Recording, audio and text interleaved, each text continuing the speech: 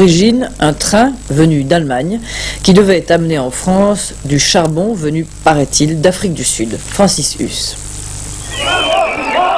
6 heures ce matin, un millier de mineurs venus du Puy-Simon de Forbach envahissent la gare de Stirin-Wendel. Ils veulent intercepter et renvoyer un train de marchandises transportant du charbon importé. Prévenu, le convoi est bloqué à la frontière allemande. Les manifestants qui ont découpé des tronçons de rails au chalumeau et brisé des signaux ferroviaires finissent par intercepter l'autorail de Forbach et l'incendie partiellement. Le trafic international de la ligne Paris-Francfort est détourné. À 9 h, les mineurs reprennent leur travail. L'opération coup de poing est terminée, même si elle a quelque peu dégénéré. Bon, le mouvement, de toute façon, se durcifie. Ce matin, c'était au tour de Simon de redémarrer dans l'action pour protester contre la politique de démantèlement de l'entreprise des houillères, mais également protester contre le fait qu'il n'y a aucune entreprise de remplacement qui accueille les jeunes qui actuellement n'ont pas d'emploi dans cette région. Le conseil d'administration qui se tiendra demain décidera de la poursuite des mesures dans le cadre de son plan de restructuration. On vient d'entendre la question, quelle diversification pour la Lorraine? C'est l'éternel... Et en autocar du Puy-Simon de Forbach, ils se sont rendus, non sans quelques bousculades avec les forces de l'ordre, vers la préfecture où une délégation a été reçue par Jean-Marie Roche. Pour la première fois depuis le début des manifestations, les mineurs ont quitté le bassin houiller ce matin pour venir manifester à Metz. Quelques 400 à 500 mineurs du Puy-Simon ont défilé en cortège pour se rendre à la préfecture et se sont heurtés assez violemment aux forces de l'ordre qui barraient les ponts.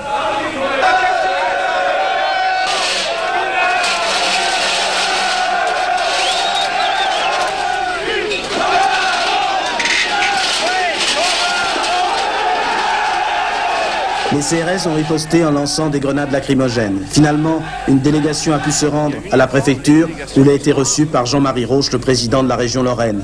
Dialogue de sourds entre les mineurs qui souhaitent un soutien plus affirmé des élus, notamment au niveau politique, et le président de la région qui déplore que l'on ait menti aux mineurs. Et que vous m'avez apporté le message de vos camarades. Le charbon lorrain est incontestablement le charbon le plus rentable, le meilleur marché est le meilleur de France actuellement. Et celui qui s'extrait encore au moindre prix, même si le charbon international est moins cher. Donc il faut garder en Lorraine un seuil minimum, que j'estime à un minimum, sur lequel on ne peut pas descendre, quelles que soient les autres conditions, en dessous de 7 millions de tonnes.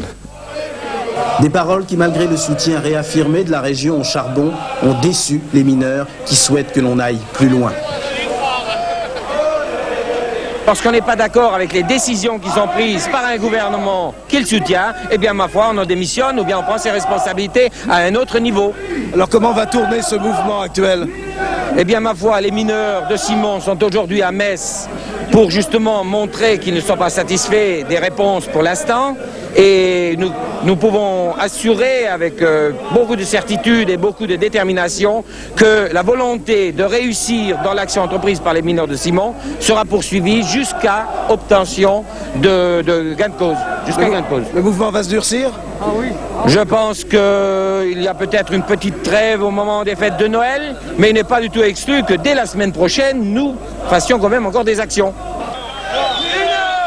Après quelques bousculades au niveau de la place d'Armes, les mineurs du Puy-Simon ont à nouveau défilé dans les rues de Metz avant de regagner le bassin houiller. Par ailleurs, une centaine d'employés des ateliers centraux des HBL de Petite-Rosselle ont investi ce matin le siège du conseil d'administration des HBL à Homboureau. Jean Brenas, président de ce conseil d'administration, ainsi que le directeur des ateliers et le chef du personnel ont été retenus dans les lieux. 6 heures ce matin au château de Hombourg, quelques 150 à 200 ouvriers des ateliers centraux des houillères envahissent le siège social des HBL. Ils séquestrent le président du conseil d'administration, Jean Brenas, le directeur des ateliers centraux et celui du personnel. Une longue discussion est alors engagée sur la réduction d'activité des ateliers centraux consécutive à la diminution de la production charbonnière. Discussion dont il ne ressortira rien. L'intersyndicale poursuit donc son occupation du château de Hombourg. Nous ne comptons pas nous arrêter à ce stade. Il va de soi que d'autres travailleurs au niveau de l'entreprise ont décidé de nous rejoindre. On s'aperçoit cet après-midi que l'ensemble des routes sont bloquées afin d'éviter qu'ils puissent nous rejoindre ici. Mais de toute évidence, l'ensemble des travailleurs de ce bassin, et plus particulièrement ceux des ateliers centraux, n'arrêteront pas leur lutte à ce stade. Il y a une nuance à vouloir défendre le bassin à long terme et au contraire user d'expédients, ce qui serait, à mon avis tout à fait personnel, une opération suicidaire. Cet après-midi, l'ensemble du bassin houiller était littéralement en état de siège. Des gendarmes à chaque carrefour contrôlant la circulation, des CRS aux abords de la direction générale des HBL. Ce mouvement, entamé depuis plusieurs semaines par les mineurs, n'a certainement pas connu aujourd'hui sa conclusion. J'apprends à l'instant que l'occupation du château de Homboureau par les employés des ateliers a cessé. Les tractations se sont engagées entre les gendarmes et une délégation de syndicalistes devant le portail d'entrée.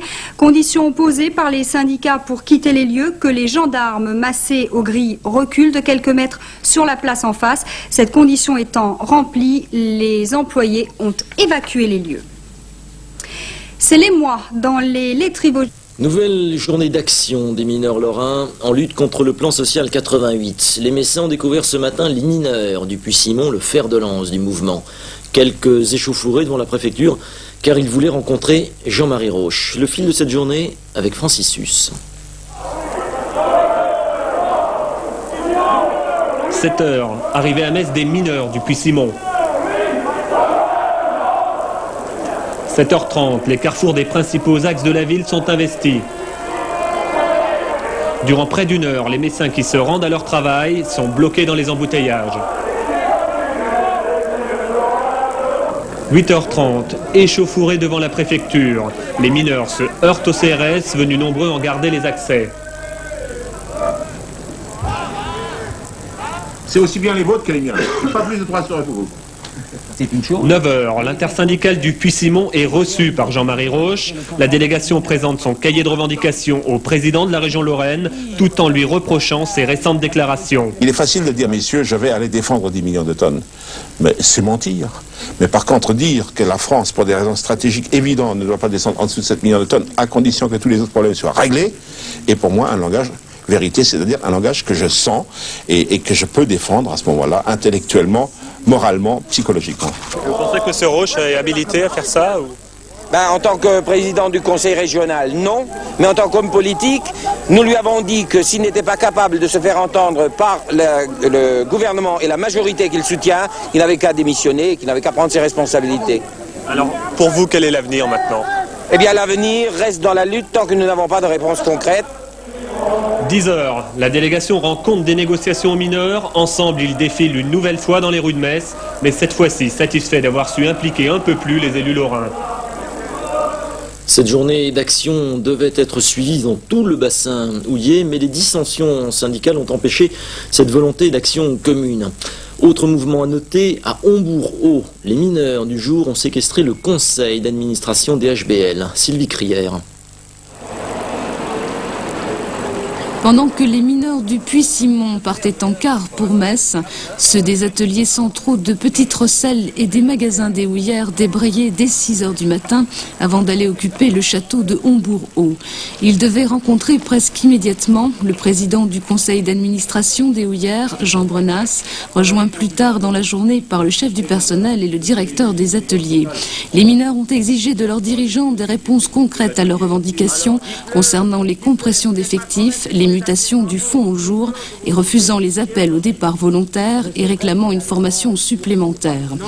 En milieu d'après-midi, les mineurs laissaient repartir les 3 représentants de la direction, retenus jusque-là, et décidaient de poursuivre l'occupation des lieux. Pour eux, il est clair qu'aucune réponse n'a été donnée à leurs inquiétudes quant à l'avenir des HBL. Si le mouvement d'aujourd'hui a tourné court, il pourrait reprendre en force dès la semaine prochaine, vu la détermination des mineurs, à condition que les syndicats s'accordent pour des actions communes. 6h30 ce matin, les mineurs des puits Vouters, Marino et Simon envahissent la direction générale des HBL à Frémin-Merlebach. Après avoir démonté et pulvérisé la porte d'entrée, quelques 1200 mineurs se répandent dans les couloirs et les bureaux des houillères. En l'absence du directeur général, c'est avec le chef du personnel qu'ils engagent la discussion. À l'ordre du jour, la production charbonnière bien sûr et les mutations font jour. Dialogue de sourds qui débouchera vers 8 h sur la fin de l'occupation liquidation de la direction et le retour au puits. Aujourd'hui, nous avons dit, on fait 3 heures de grève. Les gens de Marino ont dit, ils ont déposé un préavis pour 3 heures. Les gens de Wouters aussi. Ne croyez pas que votre prime de 1000 francs, votre prime électorale de 1000 francs, elle va calmer les mineurs. Le mouvement de mécontentement ne désarme pas. Passé la trêve des fêtes de fin d'année, les mineurs, faute d'accord, pourraient à nouveau manifester leur ras-le-bol au début de l'année prochaine.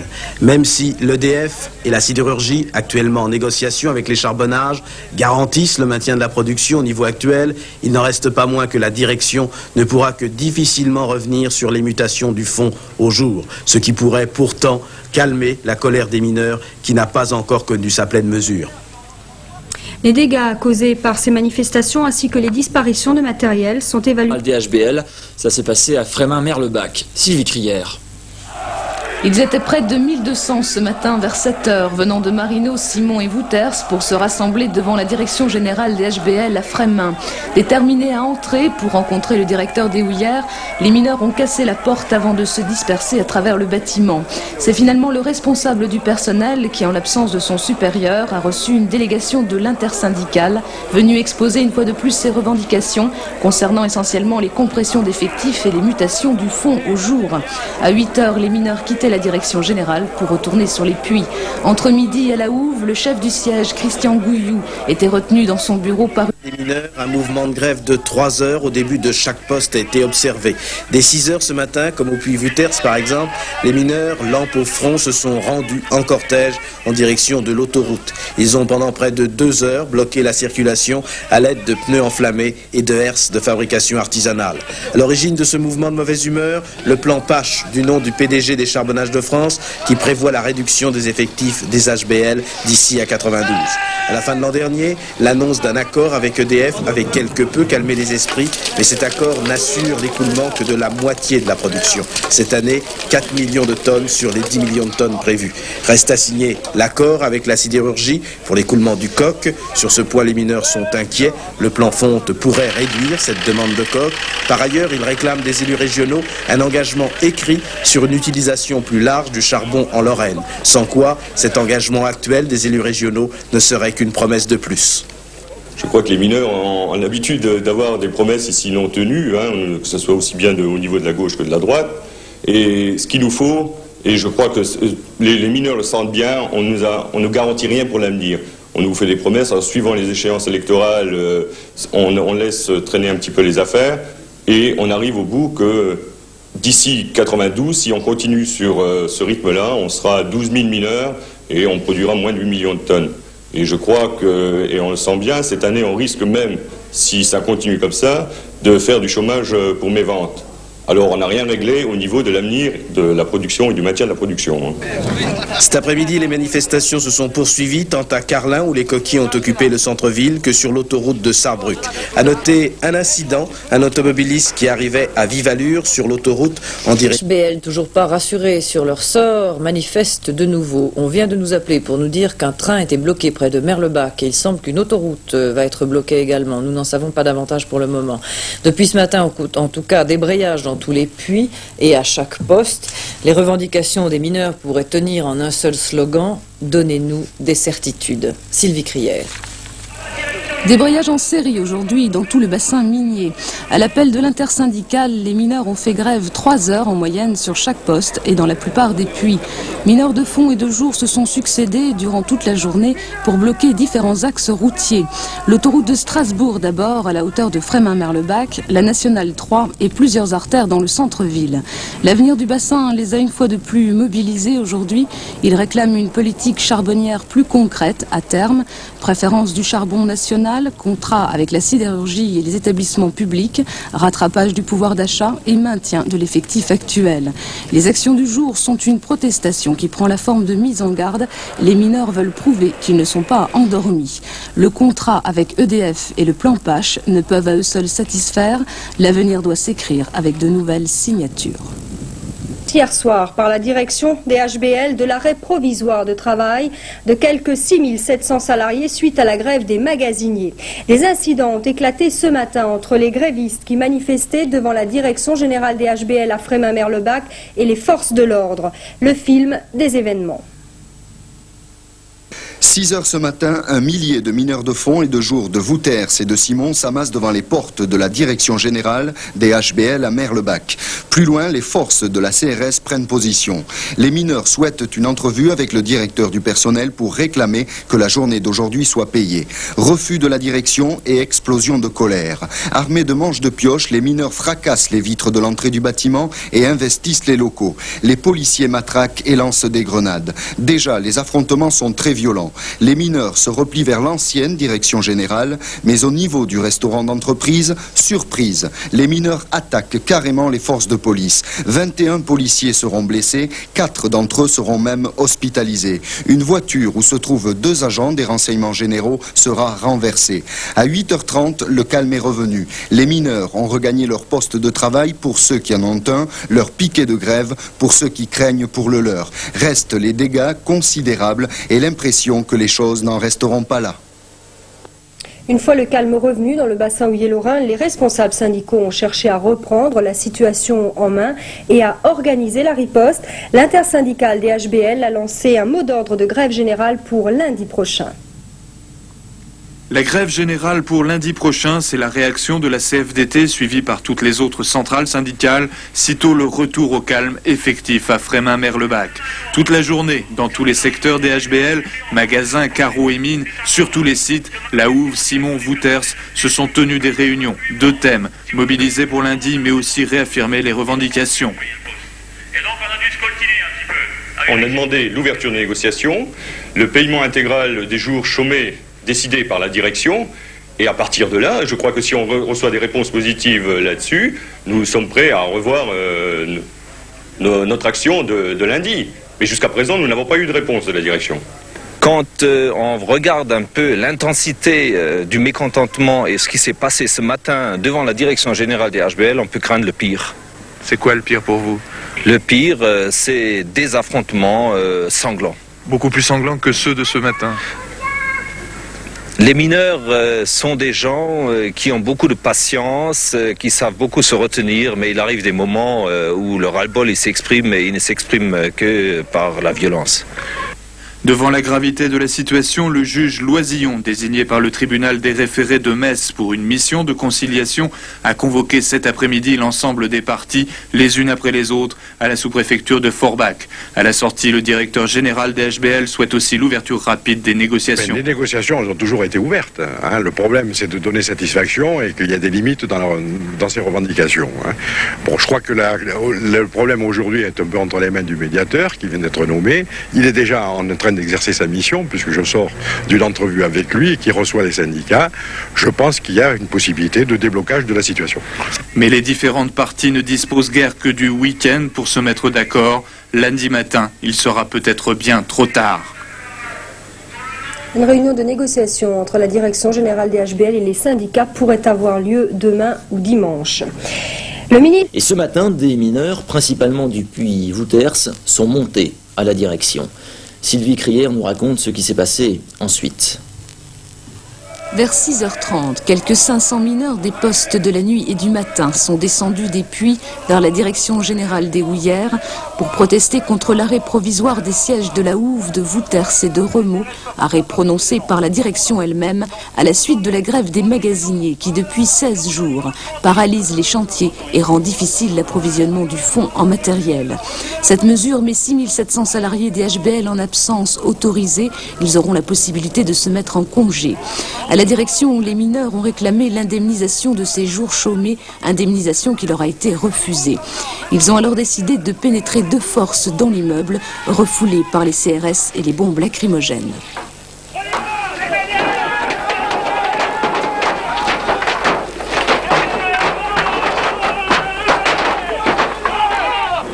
Les forces de police, stationnées dans toute la ville depuis les premières heures du jour, avaient bloqué toutes les rues avoisinantes. De nouveaux affrontements les ont opposés aux mineurs avant que ceux-ci ne regagnent le puits Vouters vers 8h30. Les dégâts matériels sont importants, notamment à l'ancienne direction des HBL. Plusieurs policiers ont été blessés.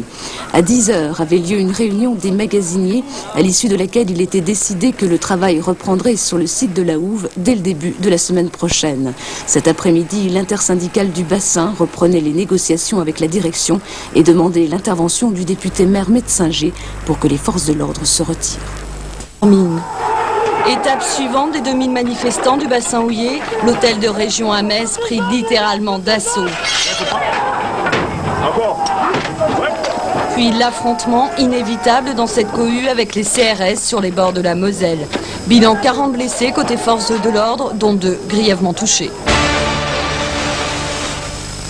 Les services municipaux de Metz en alerte cet après-midi après le passage de la manifestation des mineurs. Comme à l'hôtel de région, les fenêtres de l'hôtel de ville n'ont pas été épargnées par leur colère.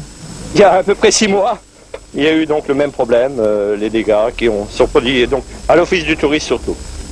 Le bureau d'accueil venait juste d'être remis à neuf. Ils ont commencé à lancer des boulons, des barres de fer. Nous, de là, on a vite fermé nos volets et on s'est absenté en cachant tout notre matériel. Mais c'est à la région, dans le quartier Pontifroy, que les affrontements étaient les plus durs. Ça m'a fait penser, j'étais en 68 à Paris, il me semble que j'ai revécu ça. À la médiathèque, au secteur jeunesse, une vingtaine d'enfants et leurs parents étaient à proximité des combats. J'ai fait évacuer cette section ici parce qu'il y a les gaz lacrymogènes aussi qui envahissaient toute la section et qui prenaient tout le monde à la gorge. Ça fait peur. Parce que c'est pas normal du tout. Ils n'ont pas à agir comme ça malgré leurs revendications. Ils ont raison. Hein. Alors ils ont raison aussi d'agir avec violence, il y a pas mal de dégâts. Ça je suis contre. Je suis contre la casse et la violence.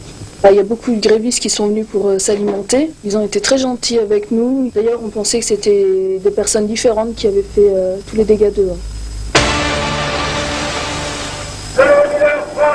Nous, j'avais fait grève.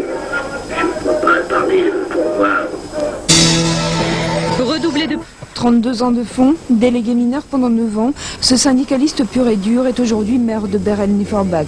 11 000 habitants, une ville de mineurs, ici la cité et les jardins ouvriers appartiennent aux houillères et aujourd'hui tous les habitants ont vibré au son de la manifestation. Aujourd'hui, il y a les ingénieurs et tout le monde qui a fait la grève avec. Oui, il y a les cadres avec. C'est la première fois. Oui, mais les cadres, pourquoi?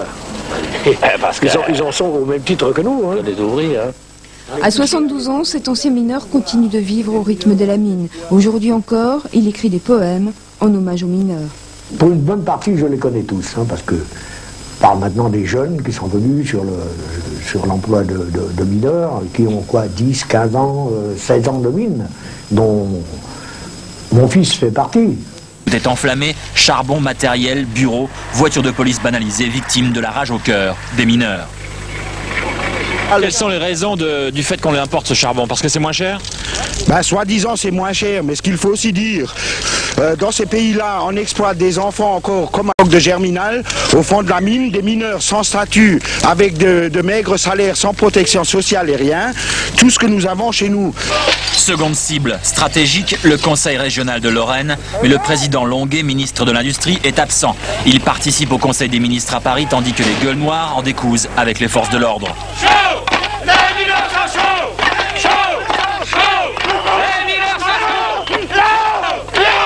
L'œil des caméras insupporte les assaillants comme les assaillis qui en viennent très vite à un corps à corps, sans pitié.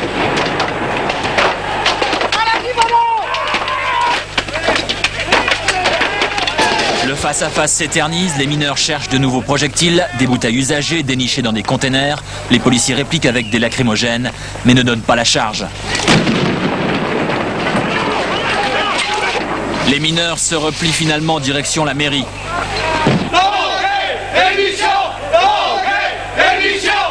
Quelques vitres de plus brisées, les syndicats battent le rappel. Au bas de la statue du maréchal Ney, les troupes ont ordre de se disperser malgré leur amertume.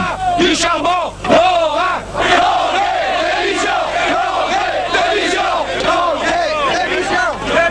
La manifestation des mineurs s'est finalement terminée dans le calme, place de la République à Metz. Mais nombre des gueules noires estiment qu'elle n'a pas donné lieu à de résultats. Notamment, ils regrettent que personne ne les ait reçus. Et si les mineurs sont aussi révoltés, c'est que la fermeture des mines de charbon en Lorraine interviendra sans aucun doute beaucoup plus tôt que prévu. Bilan du coup de force de ce matin, en tout cas, plusieurs centaines de milliers de francs, rien qu'au Conseil régional. Toutes les vitres du rez-de-chaussée sont à remplacer, plus quelques-unes au premier étage. 2 portes abîmées, dont une sérieusement. La façade du bâtiment a pris aussi quelques projections d'huile. Dans 2 ou 3 bureaux, des ordinateurs par terre. Dans cette pièce, on a jeté des boulons. Coup d'œil ce matin de monsieur le préfet, la note sera salée. Autre cible des manifestants, les abribus entre la place d'Armes et le conseil régional. 6 sont volés en éclats. Même sort pour quelques panneaux municipaux. À la médiathèque, on a eu quelques frayeurs. Quant au salon de coiffure voisin, le commerçant a été surpris en plein travail. C'est honteux, c'est scandaleux parce qu'on n'a pas été du tout défendus, absolument pas. Ils sont rentrés ici comme si rien n'était. Pas encore de chiffres pour l'ensemble de ces dégradations, mais pour les mineurs, la casse se justifie. Je crois qu'il n'y a plus que ça à faire. Ils nous cassent, pourquoi pas nous? Il n'y a pas d'autre solution, personne nous écoute. Vers midi, à l'entrée de la rue Serpenoise, les pompiers ont fait disparaître les derniers signes du passage des mineurs. La situation critique des mineurs a été évoquée à plusieurs reprises cet après-midi à l'Assemblée nationale lors des questions au gouvernement. Pierre Lang, député UDF de Moselle, a directement interpellé le ministre de l'Industrie, Gérard Longuet, sur la situation dans le bassin houiller. À l'heure où la Moselle a vu l'an passé son chômage augmenter de près de 25%, est-il nécessaire d'accélérer les suppressions d'emplois dans cette entreprise de l'État? Monsieur le ministre, les Mosellans de l'Est espèrent beaucoup de leur ministre lorrain, qui est aussi leur président de région. Ils vous font très largement confiance.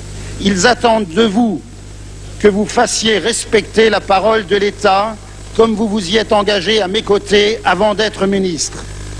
Dans le cas particulier d'HBL, je vous affirme avec force que les principes de volontariat seront maintenus et qu'il ne s'agit pas d'autre chose pour 1994 que d'inciter au départ volontaire. Et j'ajoute que les scènes de violence dont nous avons été les témoins ce matin à Metz et qui ternissent l'image des représentants du personnel et de certaines organisations syndicales cessent rapidement pour qu'un dialogue constructif entre responsables se poursuive et perdure, car nous n'avons pas à être comptables, nous, qui avons toujours tenu le langage de la droiture et de la transparence, des abus et des mensonges dont d'autres ont accepté de se rendre coupables précédemment. Les réductions d'effectifs et de production.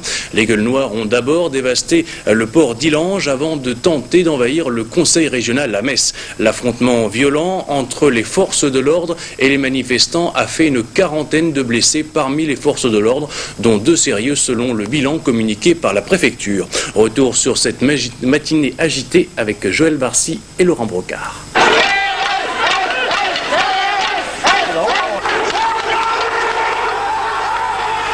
Retour aux époques chaudes pour les Gueules Noires. En milieu de matinée, tentative d'assaut du conseil régional. L'affrontement avec les forces de l'ordre durera plus d'1 heure. Les 2000 mineurs veulent pénétrer dans l'hôtel de région en vain.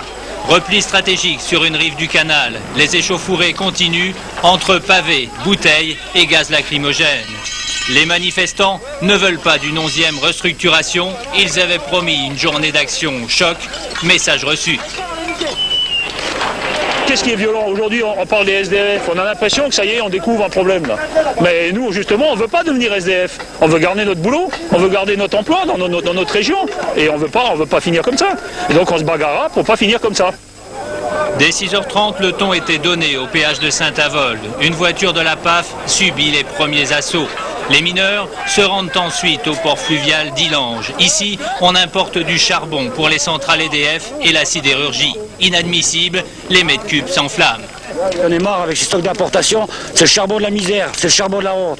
La France, pays des droits et de la liberté, on est en train de mettre toute une région au chômage. Ça, c'est nos emplois. Ici, on est en train de tuer nos emplois, on est en train de tuer le bassin houiller, c'est tout. Voilà. Dans les minutes qui suivent, les Gueules Noires se dirigent sur l'autre berge. Les bureaux de la navigation sont incendiés. Les engins chargés du convoyage subissent le même sort. Les renseignements généraux doivent repartir à pied, voitures calcinées. Victimes d'une production revue à la baisse, d'une accélération des suppressions d'emplois en 1994, les mineurs disent stop, ils ne croient plus qu'ils passeront le siècle. On est tous convaincus qu'on n'allera pas terminer notre carrière dans l'entreprise et que l'objectif 2005 fixé par M. Longuet, en sachant qu'il a trahi la région Lorraine, on est sûr que c'est un mensonge. Avant de quitter Metz vers 12h30, les mineurs ont encore traduit leur colère dans le centre-ville. Avec cette action, ils espèrent qu'élus et gouvernements sauront les entendre. Sinon... S'il le faut, on reviendra. L'action. Le message est clair, pas de fermeture sans pot cassé. Conférence de presse du préfet de région ce soir à Metz. Selon Georges Perronne, rarement autant de grenades lacrymogènes ont été utilisées pour repousser les manifestants. Vous l'avez vu, les mineurs étaient très remontés et déterminés ce matin. Casse de matériel à Élange, dégradation à l'hôtel de région à Metz. En plus des blessés, il y a donc d'importants dégâts matériels. Manches de pioche, masse, barres de fer, boulons, les mineurs étaient équipés pour casser. Les dégâts ce soir en témoignent, les vitres de 6 abribus sont volées en éclats. La médiathèque, la mairie et l'office du tourisme n'ont pas été épargnés non plus. Les commerces particuliers ont souffert aussi. Vous évaluez les dégâts de votre boutique à combien? Oh bah écoutez, les vitrines, la grande 12 000, peut-être 40 000 francs. Hein. Mais le parterre, il y a tout, et il y a pas mal de dégâts, quoi.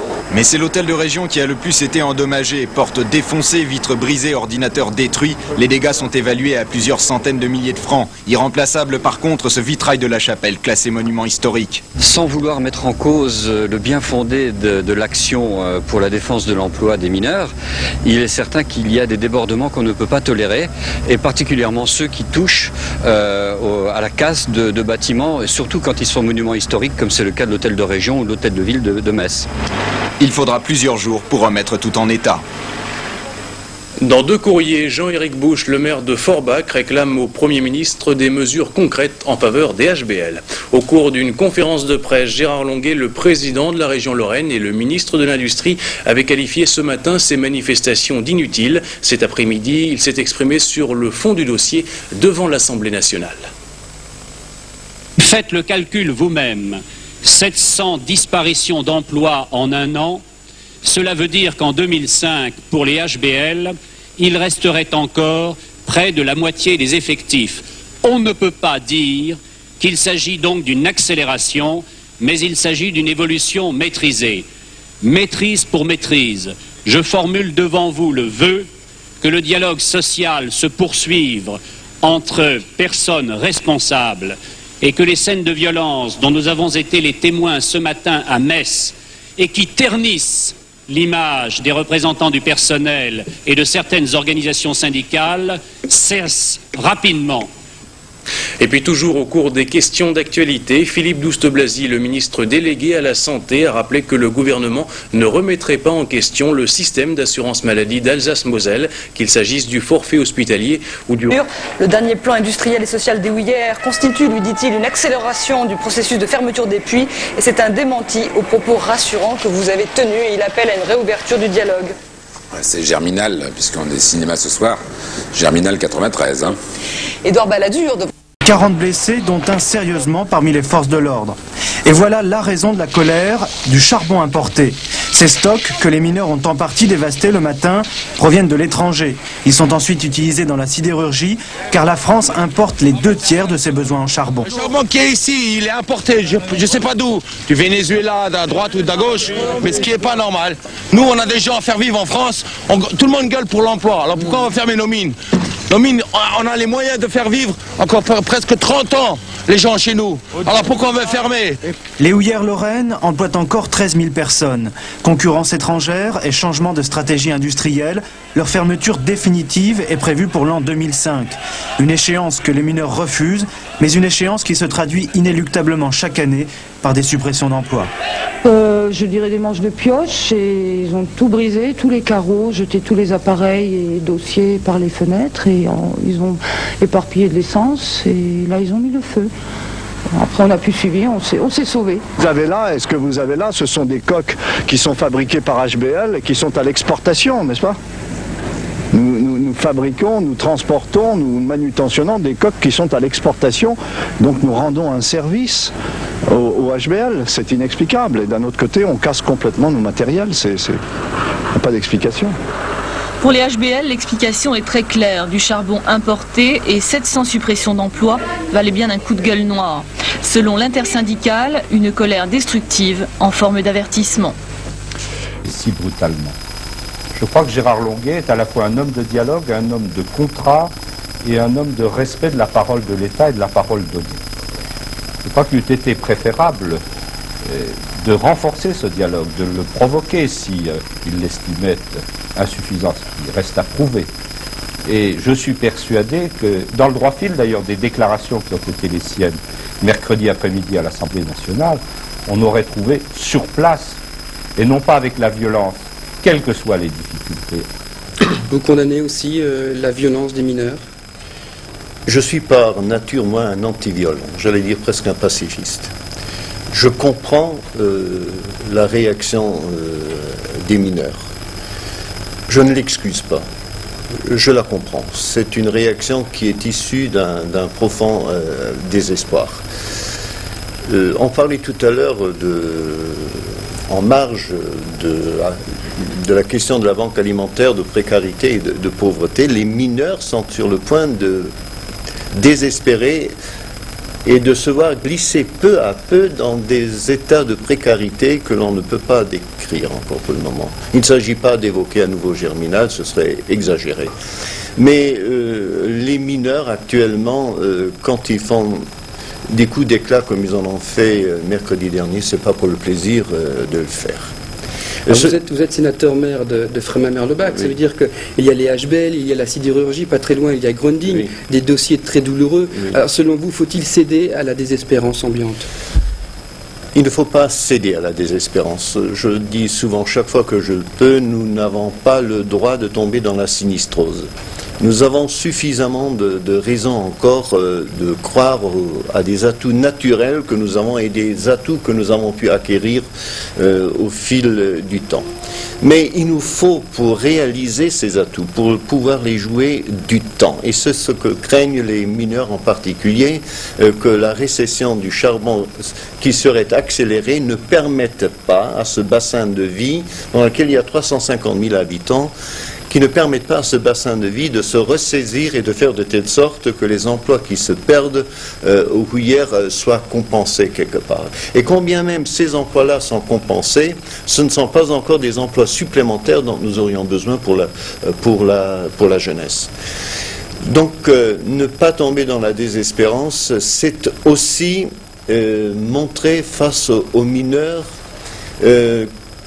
que les atouts que nous avons en main, il faut les jouer avec la compréhension et face à la compréhension de toutes les institutions, face à l'État et en particulier l'autorité de tutelle des charbonnages, des mineurs. Monsieur le ministre Longuet doit être très très attentif à ce qui s'est passé parce que c'est grave. Une bonne nouvelle en tout cas. Que vous prévoyez un hiver social difficile. C'est vrai qu'en Lorraine, cette semaine, se sont produits des affrontements extrêmement durs. C'est-à-dire que la violence était là, traduction de la colère. Et même si, bien sûr, en tant que démocrate, on ne peut pas approuver tel ou tel geste de violence, je comprends cette colère, parce que, ne serait-ce que depuis les élections régionales, on a dit aux gens, sur le terrain, en Lorraine, région que je connais bien, on leur a dit des choses qui n'étaient pas exactes, et on est dans une situation déjà très difficile, lorsqu'en plus on leur annonce qu'il va y avoir davantage de suppression d'emplois, eh bien, il y a des réactions fortes. Alors maintenant, si on prend un regard sur l'ensemble du pays, je dois dire que, à mon sens, malheureusement, tous les éléments sont réunis pour qu'il y ait une explosion sociale. Vous avez à la fois un niveau de chômage qui n'a jamais été aussi élevé maintenant. Vous avez une insatisfaction, souvent même une désespérance, je pense en particulier aux jeunes qui n'arrivent pas, malgré leur courage, à trouver un emploi. Et ce qui manque, c'est seulement le détonateur qui peut venir à tout moment. Ça peut être une explosion dans un quartier, ça peut être des difficultés dans une usine qui petit à petit font boule de neige. Donc les conditions sont réunies, je le répète, pour qu'il y ait à tout moment une explosion sociale et c'est très grave. La Moselle-Est, c'est 250 000 habitants, le quart du département. En Moselle-Est, tout est dépendant des houillères au plan économique. Pour éviter l'hémorragie, les maires réclament le maintien des crédits pour les HBL et la baisse de la TVA sur le charbon. Les mineurs se sentent aujourd'hui un peu moins seuls. Il a fallu que les mineurs aillent dans la rue, montrent qu'ils étaient très en colère, que le vase avait débordé, pour que ces politiques enfin bougent. Non, les maires se sentent peut-être obligés, ils ont le couteau sous la gorge, et puis il y a peut-être des élections qui sont pas loin, c'est peut-être ce qui les motive un peu. On a l'impression qu'ils commencent à se réveiller, qu'ils commencent à sentir que la situation devient de plus en plus dangereuse pour tout le bassin. On sait que si les houillères ils claquent, bah, les autres usines et les autres entreprises autour, elles claqueront également. Maintenant, si on veut faire un grand parc d'attractions, un Jurassic Park de la Lorette, on peut y aller. Montez dans les bus. Sur la place du village trône le bureau du maire de Vic-sur-Seille. Philippe Leroy n'est autre que le président RPR du Conseil général de la Moselle. Les gueules noires lui lancent un avertissement. C'est pour démontrer à Leroy qui s'est permis de dire qu'un mineur coûtait 180 000 francs, c'est de demander à lui combien il coûte. Et aujourd'hui, les mineurs continuent leur démonstration sur les politiques et feront pression pour que Longuet ouvre des négociations avec les fédérations. Auparavant, dans la nuit, d'autres mineurs, une centaine, ont vidé la permanence du député RPR André Bertol à Saint-Avold. Bel exemple de vandalisme. Mis à part la porte d'entrée forcée, les mineurs n'ont a priori rien cassé. Ils ont sorti le mobilier et dispersé les dossiers et papiers du député. C'est un acte de lâcheté, commis dans l'obscurité, la nuit, l'heure des voyous. On n'a même pas le courage de venir me trouver en face, on n'a même pas le courage de venir discuter, de venir débattre. Fort irrité, le député de la majorité est de plus très dubitatif quant à l'attitude des forces de l'ordre. Je me pose la question de l'apparente et même de la réelle faiblesse des responsables de l'ordre public qui n'ont rien fait pour empêcher quoi que ce soit. Alors c'est ou du laxisme ou de la complicité. Et Gérard Longuet parle lui aussi de dialogue avec les mineurs. Il a nommé cet après-midi un préfet qui est désormais chargé de lui remettre un rapport sur la situation des houillères au tout début de l'année prochaine. Ce médiateur rencontrera rapidement les organisations syndicales des HBL. Avec encore beaucoup de violence, la nuit dernière en Lorraine, porte brisée, dossier à la rue, image de cette opération commando avec Hervé Gaucho et Thierry Ville. 23h30, 3 bus devant le puits Wouters, à bord une centaine de mineurs, ce soir opération coup de poing. Premier arrêt, la permanence du député mosellan André Bertol à Saint-Avold. Allez les gars, les promesses électorales. Porte cassée, documents jetés dans tous les sens. À travers le saccage du bureau du député, c'est le pouvoir politique qui est visé. À un dialogue qui leur paraît inexistant, les manifestants opposent la force. Et derrière l'image d'André Bertol, c'est celle de Gérard Longuet qui est une fois de plus la cible. Si vous voulez reprendre les termes de M. Longuet hier matin à l'heure de vérité, lui privilégie le dialogue par rapport à l'action. Mais je vous rappellerai quand même que ça fait depuis le mois de juillet 1993 que nous essayons de discuter avec M. Longuet et il refuse systématiquement de nous recevoir. Alors nous sommes obligés de faire des opérations coup de poing jusqu'à ce qu'ils comprennent. Deuxième opération de la soirée, après le pouvoir politique, cette fois les manifestants s'attaquent à la direction de la mine. Ils forcent l'entrée du château des HBL à Hombourreau et sortent sur la chaussée le mobilier de la salle de réunion. Ils bloqueront ensuite la route pendant 3 quarts d'heure. À 1h du matin, tout est terminé. Les manifestants dégageront la voie avant de remonter dans les cars. Une opération commando, comme les mineurs ont promis qu'il y en aurait beaucoup dans les jours à venir. Oui, précisément des opérations qui s'inscrivent, je vous le rappelle, dans le cadre de la semaine d'action des mineurs contre l'arrêt des activités des charbonnages prévues à l'horizon 2005. 2 réactions ce soir à ces événements, 2 réactions très sévères, vous l'imaginez, à l'égard de cette violence, celle de Gérard Longuet qui annonce, je vous l'ai dit, la nomination d'un médiateur et celle du député RPR de Saint-Avold, André Bertol, qui a vu sa permanence saccagée. Il y a un moment où je crois qu'il est nécessaire de dire stop, ça suffit.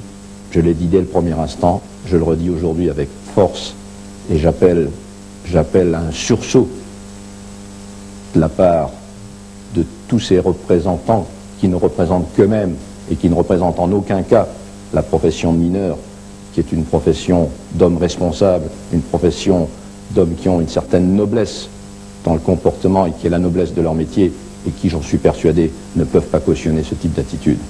J'ai nommé cet après-midi le préfet Thieblemont, qui a été préfet du Tarn et qui à ce titre à négocier la difficile situation de Carmaux pour être, entre Charbonnage de France et les organisations syndicales à mon côté, un interlocuteur national pour les problèmes du charbon. Je lui demande de me faire le point pour le tout début d'année 94 et faire en sorte qu'il y ait un dialogue renoué et qu'il y ait en quelque sorte une fonction de médiation, puisqu'on se parle dans la rue, eh bien parlons-nous autour de salles de réunion. 700 suppressions d'emplois dans les houillères, 15... Philippe Leroy. Parallèlement, les mineurs du Puy-Simon ont retenu pendant plusieurs heures au fond Pierre Lang. Le député du secteur visitait la mine. Un moyen de faire pression face aux négociations qui se tiennent actuellement à Paris entre Gérard Longuet et l'intersyndicale. Nous devrions avoir le reportage de Gérard Clavel d'ici quelques instants. Et le gant de velours, c'est à Metz et à Paris. Une délégation de mineurs s'est assise autour d'une table de négociation. À Metz ce matin avec Philippe Leroy au Conseil général. À Paris cet après-midi avec Gérard Longuet au ministère de l'Industrie. Manifestation des employés, techniciens et agents de maîtrise des HBL devant le Conseil général. Aucune violence cette fois. Une délégation vient rencontrer Philippe Leroy pour lui faire part de ses doléances. Récession et un chômage en hausse de 20% depuis un an en Moselle-Est. À la sortie, colère. Malgré les incidents du 24 novembre, les politiques semblent ignorer le problème. Ils découvrent, ils viennent de nous dire oui mais on n'a pas de chiffres, on est prêt à vous écouter, on est prêt à discuter avec vous, la commission économique chez nous est prête à vous entendre. C'est quand même inadmissible, on se moque de nous, on se moque des mineurs. Hier, dans l'enceinte du Conseil régional, Gérard Longuet s'est pourtant voulu rassurant. S'il confirme la déflation des effectifs, l'horizon 2005 sera respecté. Il suffit de faire le calcul. 12 000 salariés des HBL aujourd'hui, au rythme de 700 par an, il faudra plus de 17 années pour absorber la totalité des effectifs. Insuffisant pour calmer les salariés des HBL, il ne croit plus en cette issue. 1993, on ne tient plus compte de ce qui a été proposé. 94, c'est pire. On nous propose 644 000 tonnes de production en moins. On nous propose 700 suppressions d'emplois et 11 jours de chômage pour 94. Donc pour nous, si ça, c'est pas une accélération de la récession d'entreprise, ah ben c'est quoi alors? La fin du conflit repose désormais sur la réunion au ministère entre Gérard Longuet et une délégation de mineurs. Le rideau mineur ici au Puy-Simon numéro 5 à moins 1140 mètres. 18h15, le député de Moselle, tout nouveau rapporteur de la mission sur l'exploitation charbonnière, remonte à la surface. Son séjour au fond le conforte dans sa défense de la mine. En tant que Mosellan de l'Est, je suis persuadé de l'utilité de la mine pour l'économie de notre région et je pense que nous ne devons pas voir le problème du coût de la mine, du coût des mineurs dans un angle de vue très étroit, mais au contraire de le voir de manière très large. La mine fait vivre non seulement les mineurs, elle fait vivre toute la région. Si cette journée influence tous les médias, tous les politiques pour soutenir l'action des mineurs, pour garder cette entreprise en état de marche au niveau de la Lorraine, ce sera une bonne chose. Le député de la Moselle veut se faire l'avocat des mineurs. Il se propose de tout faire pour renégocier le calendrier de fermeture des mines. Voilà, on termine avec un... Puis Simon, à l'heure où son ami Gérard Longuet ouvrait sa porte aux responsables de l'intersyndicale mineur. Député du bassin houillé depuis le printemps, il était déjà descendu au fond de la mine, mais jamais si longtemps. 9 heures dans les entrailles de la terre. L'intersyndicale a souhaité qu'il prenne le temps de comprendre l'inquiétude des gueules noires quant à l'avenir de la mine lorraine, limitée à 2005. Ils ont raison de se battre, bien sûr, pour conserver leur outil de travail, pour conserver leurs emplois. Je crois que par ailleurs, la politique sociale qui est menée actuellement par la direction d'Huillères n'est pas totalement désavantageuse pour eux, puisqu'elle conduit à mener l'entreprise jusqu'à son terme en 2005 ou au-delà, sans aucun licenciement. Je crois que c'est quand même énorme. Mais le mineur va se battre. Je ne pense pas que lui tout seul pourra changer quelque chose, mais le mineur se battra. Tant qu'on a un emploi, on se battra. On se battra pour le garder, par des actions quelconques, mais on se battra. On ne peut pas nous laisser enlever un travail, pas comme ça. Depuis 5 jours, Pierre Lang est chargé d'une étude sur le charbon français. Une mission qui l'obligera forcément à revoir les gueules noires, mais pas forcément au fond d'un puits. Jusqu'en 2005, ambiance autour des puits de mine. Moi aussi, je me suis coltiné les CRS, j'ai aussi fait des grèves.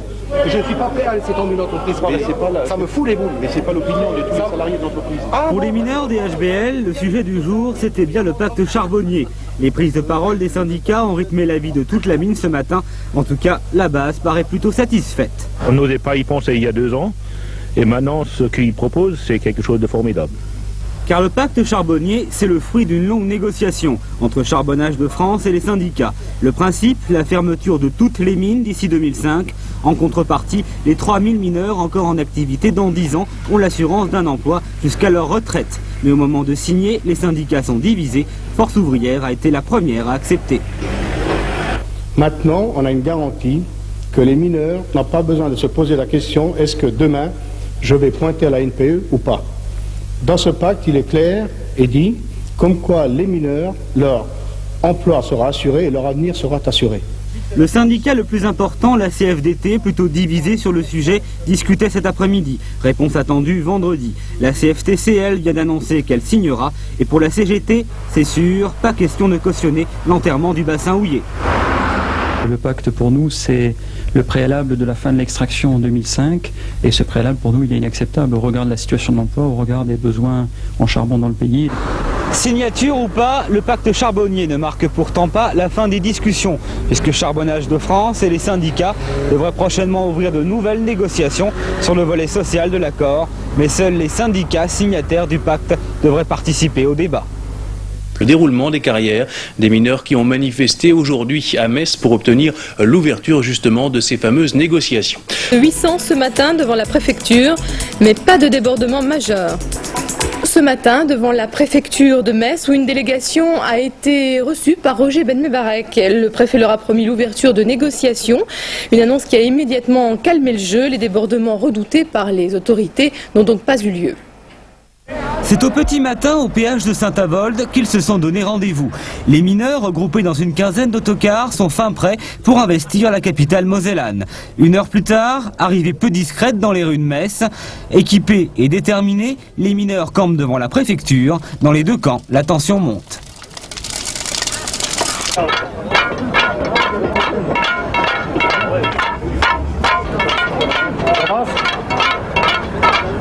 Doucement les gars, doucement. 10 minutes plus tard, la délégation des syndicalistes sort de la préfecture, c'est l'heure du compte-rendu. C'est quand même la première fois qu'un préfet de région va convoquer les directeurs de l'entreprise pour s'expliquer devant les partenaires sociaux et pour l'obliger à négocier avec nous. Après cette promesse de négociation, les syndicats tentent alors de canaliser leurs troupes plutôt nerveuses. La préfecture s'en sortira avec quelques vitres brisées. Le préfet le reconnaît lui-même, il fallait lâcher du lest pour apaiser les esprits. Je n'interviens jamais que si l'ordre public est menacé. Je considérais ce matin que l'ordre public était menacé.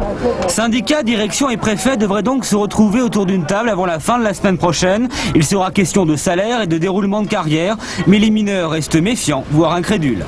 Si nous, on ne nous invite pas à une négociation, donc que quelque chose va en sortir, surtout au niveau des déroulements de carrière, nous n'accepterons pas d'aller à une réunion de bluff. Pas une de plus, ça suffit. La direction a dit il n'y a rien à négocier. Alors la semaine prochaine quoi? On va négocier rien?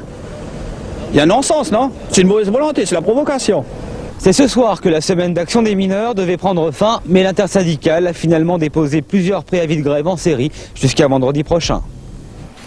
Aujourd'hui à Metz ont obtenu l'assurance que leur direction ouvrirait des négociations dès la semaine prochaine sur les salaires et sur le déroulement des carrières. À la veille d'aujourd'hui, en raison de la promesse de l'ouverture de négociations avec la direction dès la semaine prochaine, très tôt ce matin, 700 mineurs s'étaient rassemblés devant la préfecture de Metz pour obtenir du préfet cette fameuse négociation salariale et sur le déroulement des carrières. Reportage à Metz, Laurence Creusot, Myriam Metaoui. La démonstration de force matinale des 800 mineurs de Forbach-Kreuzwald et Frémin-Merlebach a été vite suivie des faits. Le rendez-vous était fixé à 6 h au péage de Saint-Avold, lieu d'action traditionnel. 2 heures plus tard, sous le regard de 400 CRS, gardes mobiles et policiers, les mineurs obtiennent l'assurance que la direction des houillères viendra négocier face à leurs représentants syndicaux en préfecture.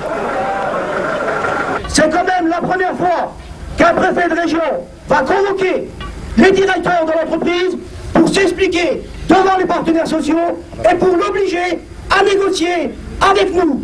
Le préfet de région a répondu au jet d'huile de vidange et au martèlement des baramines par une amorce de dialogue rapide. L'affrontement n'a pas eu lieu, mais la rancœur prédomine, renforcée par l'annonce d'un régime universel de sécurité sociale. Il vaudrait mieux que la semaine prochaine, il y ait véritablement l'ouverture de négociations, parce que si ce n'était pas le cas, bien, on ne garantit rien sur le climat social qui risque de dégénérer encore dans les prochains jours et certainement avant la fin du mois. Et nous, je trouve qu'on a été un peu trop douillés aujourd'hui. Hein. Les anciens se sont battus. Voilà, une fois de plus, battus pour les acquis qu'on a aujourd'hui. Et nous, aujourd'hui, on n'est pas capable de se mobiliser et de défendre nos acquis. Certains attendaient plus de démonstrations. Ils sont repartis vers les puits en promettant de bloquer plusieurs fois dans la journée le péage de Saint-Avold. J'ajoute qu'un autre groupe de mineurs a occupé une partie de la matinée l'émetteur Grandes Ondes d'Europe 1, un émetteur situé à côté de Sarrelouis en Allemagne. Et puis comme ce matin et ce midi, d'autres mineurs des HBL ont bloqué ce soir le péage autoroutier de Saint-Avold, une action traditionnelle qui permet aux automobilistes de passer gratuitement et aux mineurs d'expliquer leurs revendications et de rester mobilisés. Spectaculaire redécouverte des douanes de Thionville. Mit der Geschäftsführung der lothringischen Kohlengruben zu verhandeln. Die Bergleute fordern weitere Einkommensverbesserungen, nachdem ihre Löhne in diesem Jahr nur um 1% erhöht wurden. On porte sur les salaires, le déroulement des carrières et aussi sur le maintien du régime minier de la sécurité sociale, un régime spécial. Il y a eu quelques heures, vous le voyez, avec les forces de l'ordre. Le préfet va organiser maintenant, avant la fin de la semaine prochaine, une rencontre entre les syndicats et la direction des houillères. Venus de tous les points de la Moselle, ils étaient entre 2 et 3 000 cet après-midi à Metz pour défendre la sécurité sociale. Un combat qui leur paraît à tous essentiel pour l'avenir. 100 mineurs en grève aux forces de l'ordre. Bilan de cette journée, 10 blessés légers, dont 8 parmi les CRS. Les manifestants nombreux et très déterminés arrivent devant la direction générale des HBL à 6h30 tapante. Tout de suite, plusieurs vitres du bâtiment volent en éclats. Les CRS et les gendarmes mobiles ont des consignes répliquées dès le premier incident. En moins de 5 minutes, la manifestation dégénère. Certains mineurs s'en prennent aux journalistes. À coups de matraque, ils nous cassent une caméra. Ensuite, les premiers feux sont allumés dans les rues de Frémin-Merlebach. Solidaires et soudés au début de la manifestation, les mineurs se séparent et forment plusieurs groupes dans les quartiers stratégiques de la ville. Vers 7h30, ils réquisitionne une pelleteuse. Le véhicule force le barrage des CRS et s'écrase contre le commissariat. À 8h, les manifestants veulent passer à la vitesse supérieure. Un peu plus tard dans la matinée, les manifestants prennent en otage le député maire de Frémin-Merlebach. Ils placent Pierre Lang en tête du cortège. Les forces de l'ordre tirent quand même de nombreuses grenades lacrymogènes.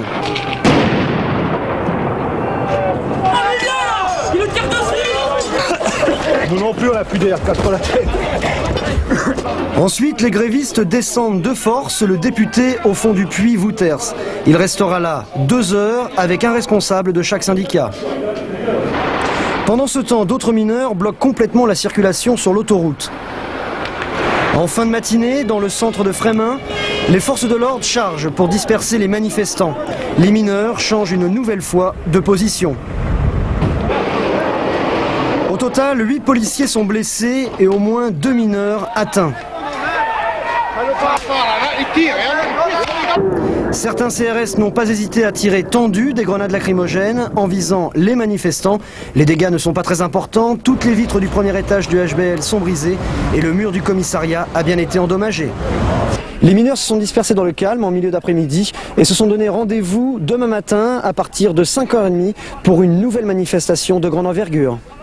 Et pour calmer le jeu, le préfet de Moselle, Roger Ben-Mebarek, a accepté de rencontrer l'intersyndicale des mineurs des HBL à une réunion en compagnie de François Bertrand, le directeur général des houillères du bassin de Lorraine. Après 1 heure de discussion, les membres de l'intersyndicale insatisfaits ont claqué la porte.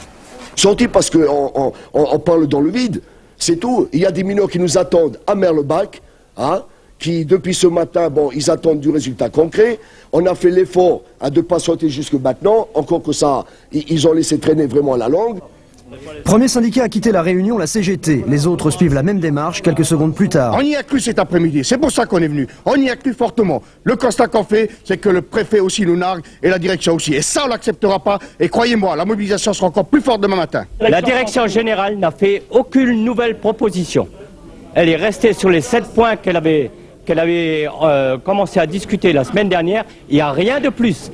Après une heure de dialogue, le préfet et la direction des houillères du bassin lorrain n'ont donc pas pu répondre aux revendications de l'intersyndicale. Ils refusent ce dialogue et comme plus personne ne pouvait parler et qu'un dialogue, il faut pouvoir parler par définition et je ne veux pas être seul à parler, il y avait donc à des échanges, ils n'ont pas pu avoir lieu par peut-être un peu la passion et puis je crois que ce soir ce n'était pas le jour pour véritablement parler au fond et réfléchir calmement. Les revendications des mineurs portent notamment sur 3 points, le salaire, le déroulement de carrière et la protection sociale, des dossiers qui seront donc de nouveau abordés lors d'une prochaine réunion. Et je connais suffisamment les mineurs pour savoir qu'au-delà des violences et au-delà des manifestations, ils savent qu'ils ont la sécurité de l'emploi. Ils savent qu'avec le pacte charbonnier, ils peuvent rester mineurs jusqu'à la fin de leur carrière, ce qui est formidable dans une période d'insécurité. Il faut simplement que dans l'application de ce pacte, au quotidien, on y mette un petit peu de volonté de part et d'autre. Et je crois effectivement que le préfet a été de bonne disposition, que les mineurs ont attendu et que Charbonnage de France devrait faire sa part du chemin maintenant. Enfin, la violence n'est quand même pas une solution. C'est pas une solution et je pense aux blessés de ce soir, je pense aux forces de l'ordre naturellement qui font leur métier, je pense aux syndicalistes et à l'un d'entre eux que je connais bien qui a été blessé. C'est pas la solution.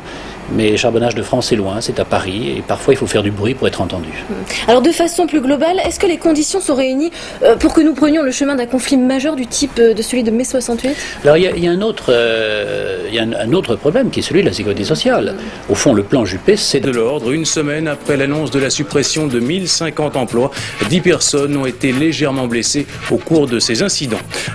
Plusieurs incidents ont opposé ce matin et cet après-midi les mineurs des HBL aux forces de l'ordre. Au total, 10 personnes ont été légèrement blessées au cours de ces incidents. Quant au député maire de Frémin-Merlebach, Pierre Lang, il a été retenu au fond d'un puits pendant 2 heures par les mineurs Sandrine Pajot et Jean-Louis Saintin.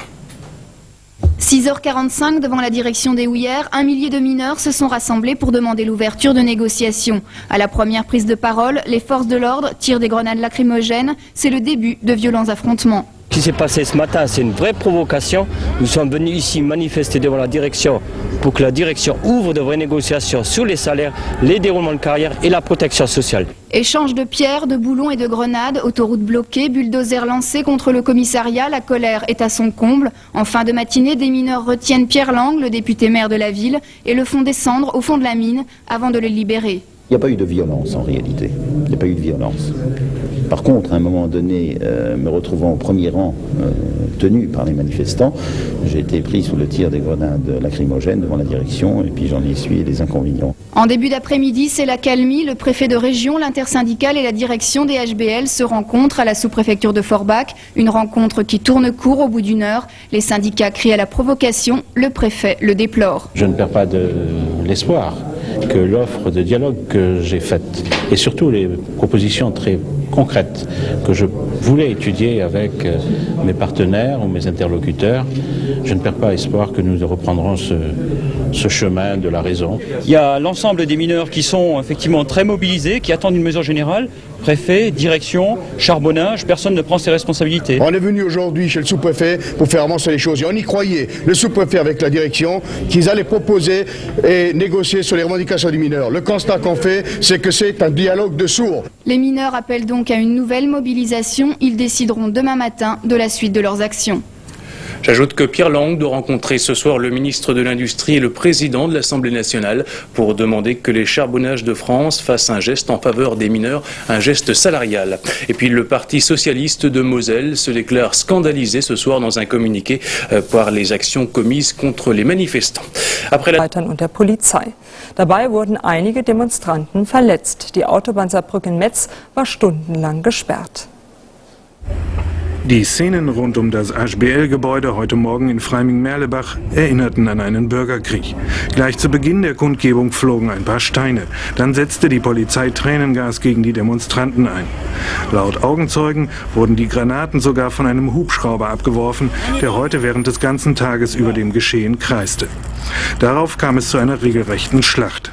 Die aufgebrachten Kumpel griffen sogar das Polizeikommissariat an, mit einem riesigen Schaufelbagger. Zu dem 24-stündigen Streik hatten 5 Gewerkschaften aufgerufen. Wir wollen Sicherheit für die Zukunft. Wir wollen bessere Gehälter und unsere sozialen Standards behalten. Seit über 3 Monaten versuchen die Bergleute ein Gespräch mit dem Präfekten und der Geschäftsführung von HBL zu führen. Wir werden immer wieder vertröstet. Jetzt haben die Kumpel keine Geduld mehr. Sie wollen es jetzt. Wenn die Verhandlungen so vernünftig wie in Deutschland geführt würden, hätten wir nicht diese Probleme. Comme ça se passe en Allemagne, par exemple, où on se met autour de la table et on discute sérieusement, il n'y aurait rien qui serait arrivé aujourd'hui. Am Nachmittag dann angespannte Ruhe, man wartete auf ein Zeichen. Zeitweilig hatten die Kumpel sogar den Bürgermeister von Freiming-Merlebach als Geisel in ihre Gewalt gebracht. Sie ließen ihn erst wieder frei, als ihnen sofortige Gespräche mit dem Präfekten des Departements und der Direktion von HBL zugesagt wurden. Diese Gespräche fanden dann kurz darauf in Forbach statt, doch vergeblich. Das ist eine Sprache zwischen Tauben, so fasst dieser Gewerkschafter seine Enttäuschung zusammen. Es ist nichts herausgekommen außer einer Provokation gegen die Gewerkschaft.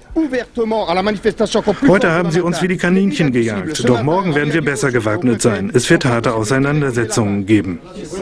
Heute Nachmittag gab es noch einen Schwerverletzten durch eine Polizeikugel, ein Vorgeschmack für morgen. Die Bergleute müssen verstehen, dass es Gesprächsbereitschaft gibt, aber dass auch die Ordnung aufrechterhalten werden muss. Und ich bin da, damit das geschieht. Ich werde aber immer offen für weitere Gespräche sein. Die Gewerkschaften haben alle meine Vorschläge abgelehnt. Das ist umso bedauerlicher, als es Vorschläge waren, die den Familien hätten helfen können. Wegen brennender Barrikaden kam es auf der Autobahn Saarbrücken-Metz zu kilometerlangen Staus. Stundenlang ging hier nichts mehr. Erst ab 16 Uhr wurde die Autobahn wieder freigegeben und der Verkehr normalisierte sich. Übermorgen geht sie weiter. Repoussés par les grenades lacrymogènes des forces de l'ordre, ils ont brisé les vitres du siège des houillères et lancé une pelleteuse contre le commissariat avant de séquestrer pendant quelques heures le député maire de Frémin dans un des puits de la mine. L'intersyndicale a été reçue par le préfet.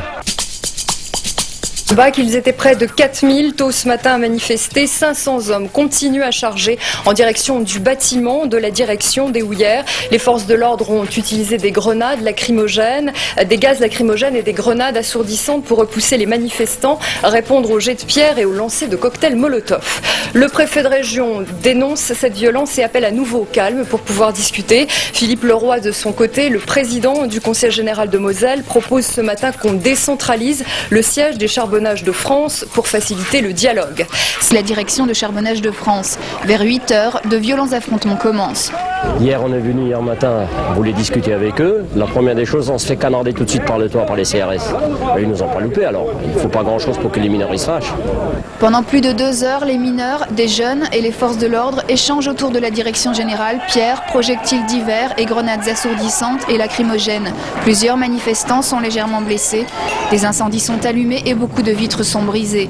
Vers 10 h, c'est la trêve. On attend un geste de la direction de Charbonnage de France. Si effectivement il y a négociation, en tout état de cause, il faut que les 2 points et les 2 principes suivants soient acceptés par le PDG, par le préfet et par le préfet. Il faut que les 2 journées de grève soient payées dans un premier temps. Dans un deuxième temps, il faut ouvrir le cahier de revendication et discuter uniquement sur les 3 points qu'on a prévus sur le cahier de revendication.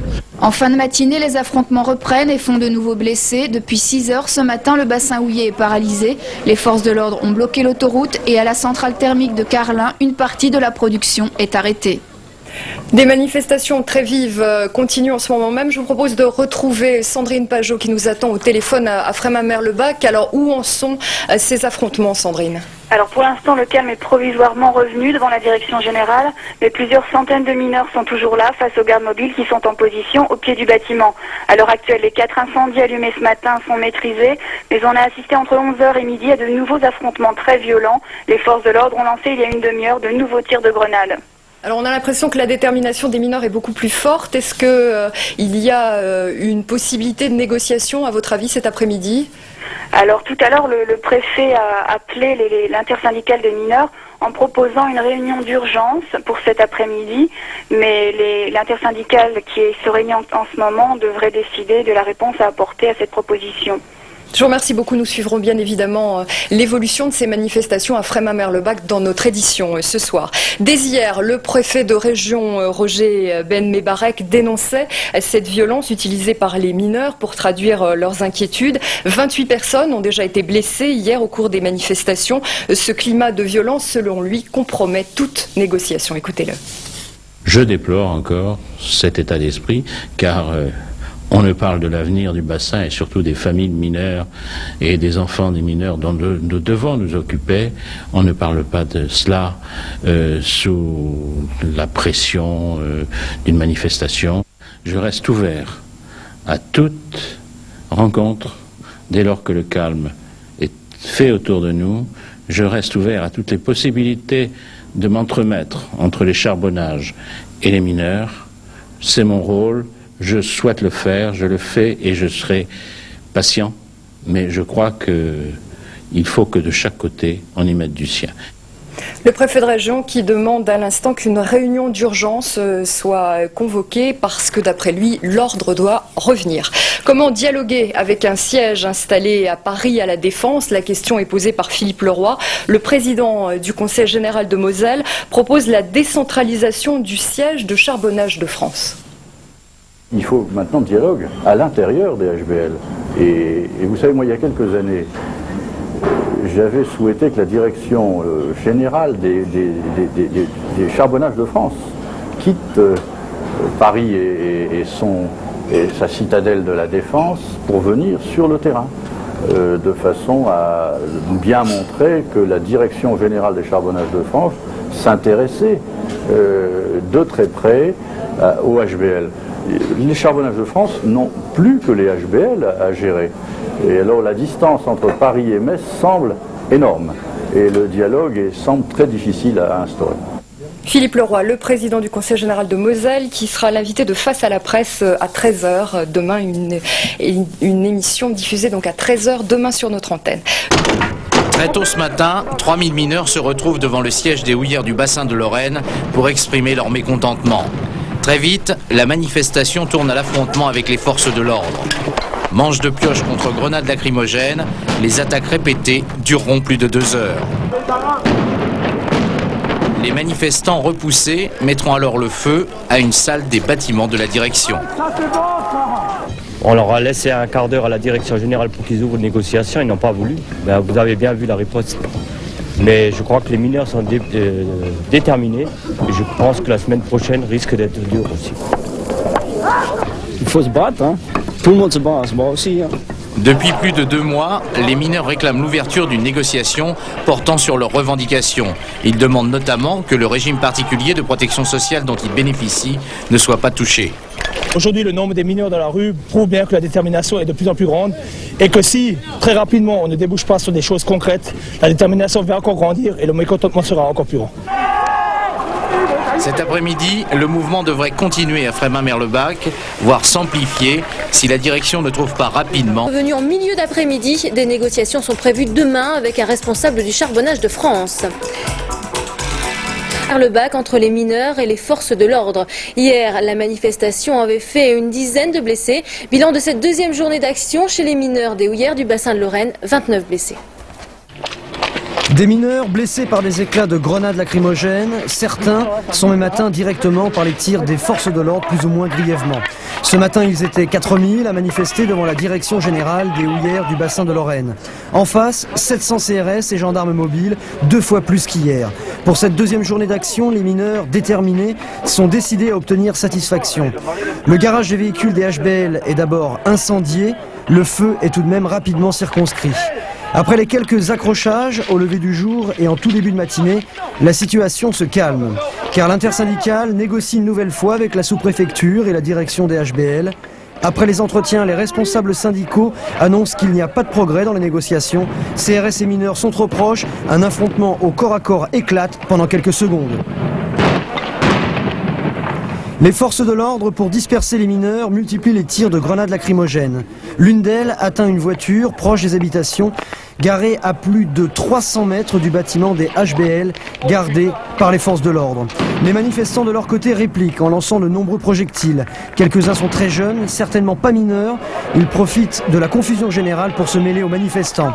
En fin de matinée, CRS et gendarmes chargent et arrivent à faire évacuer la rue. Les gaz deviennent insupportables. Au cours des affrontements, un CRS est atteint à la gorge par un boulon. Les secouristes et les ambulances ne peuvent pas aller le chercher. Il sera soigné sur place. Enfin, après une pluie de grenades lacrymogènes, l'intersyndicale demande aux mineurs de rentrer chez eux en raison de la gravité du bilan. On dénombre 28 mineurs et un policier blessé au cours de cette seule journée. Ici, à l'hôpital de Freimin-Merlebach, plus d'une dizaine de mineurs ont été reçus et soignés depuis le début de la matinée. Un seul serait dans un état grave. Il aurait reçu une grenade lacrymogène en plein visage.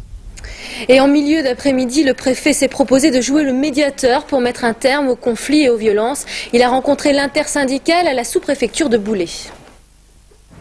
Premier signe d'apaisement, le choix du lieu de la rencontre. La sous-préfecture de Boulay, à mi-chemin entre Metz et le bassin houiller, est en quelque sorte un terrain neutre, acceptable pour tous. Autre signe d'importance, le préfet de région ne vient pas les mains vides. À partir du 1er janvier 1996, il débloquera 20 millions de francs dans le cadre d'un plan de reconversion sociale. En plus de cette enveloppe, Roger Ben-Mebarek apporte également sa médiation.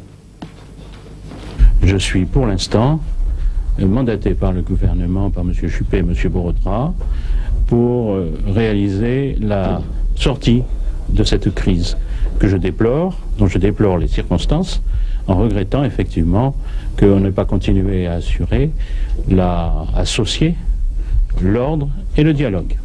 Le préfet ne s'est pas engagé concernant les revendications des mineurs, salaire, protection sociale et gestion de carrière. Néanmoins, l'intersyndicale reconnaît que la situation évolue. C'est les mineurs qui ont été écoutés, c'est ça l'essentiel. Et on espère qu'ils ont été écoutés et surtout qu'ils ont été entendus et que, effectivement, leurs revendications vont pouvoir trouver satisfaction. Pour nous, c'est effectivement une avancée, mais c'est loin d'être quelque chose d'acquis. C'est sur les propositions qui seront faites demain par CDF que les mineurs jugeront s'il faut continuer l'action lundi ou non. D'ores et déjà, les grévistes ont prévenu, ils ne veulent pas de la charité. Le responsable de Charbonnage de France, qui se déplacera demain à Metz, à l'écart en main. Qui ont opposé mineurs des HBL aux forces de l'ordre. Demain s'ouvrira en préfecture de Metz une réunion entre syndicats et la direction des Charbonnages de France sur les questions salariales. Le mineur en grève et forces de l'ordre, 29 personnes au total ont été blessées, dont 9 hospitalisées au cours de face-à-face très violents.